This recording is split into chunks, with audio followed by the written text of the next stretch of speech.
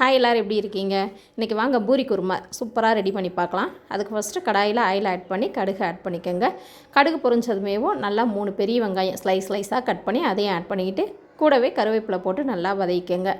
தேவையான அளவு உப்பை ஆட் பண்ணி நல்லா வதங்கினதுமேவும் 1 டீஸ்பூன் மஞ்சள் தூள் சேர்த்து அதையும் நல்லா வதக்கிக்கோங்க.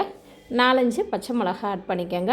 நல்லா பழுத்த தக்காளி பெரிய சைஸாக ஆட் பண்ணி அதுவும் நல்லா வதங்கினதுக்கப்புறமா 2 டீஸ்பூன் மல்லித்தூள், 1 ஸ்பூன் வரமிளகாய் தூள், 1 ஸ்பூன் கரம் மசாலா இதெல்லாம் போட்டு நல்லா வதக்கிட்டு 4-5 உருளைக்கிழங்கை நான் மசிச்சு வச்சுருக்கேன். அதில் ஒரு 4 உருளைக்கிழங்கு அதோட ஆட் பண்ணி தேவையான அளவு தண்ணி ஊற்றி நல்லா ஒரு 10 நிமிஷம் குக் பண்ணிக்கோங்க. நெக்ஸ்ட்டு மிக்ஸி ஜாரில் 2 டீஸ்பூன் பொட்டுக்கடலை, 4-5 பல் பூண்டு, கொஞ்சமாக சோம்பு, நம்ம வேக வச்சுருக்க உருளைக்கிழங்குலேருந்து ஒரு உருளைக்கிழங்கு எல்லாம் சேர்த்து அடிச்சிங்கன்னா ஒரு ஜெல்லியாட்டம் வரும். அதை நம்ம வேக வச்சுருக்க குருமாவில் ஆட் பண்ணிங்கன்னா சூப்பராக ரெடி ஆயிருங்க. இப்போ பூரி ரெடி ஆகிடுச்சு. குருமாவும் 10 நிமிஷம் குக் பண்ணிங்கன்னா குருமாவும் ரெடி ஆகிடுச்சு. கொத்தமல்லி இலை தூவி இறக்கிடுங்க. தேங்க்யூ.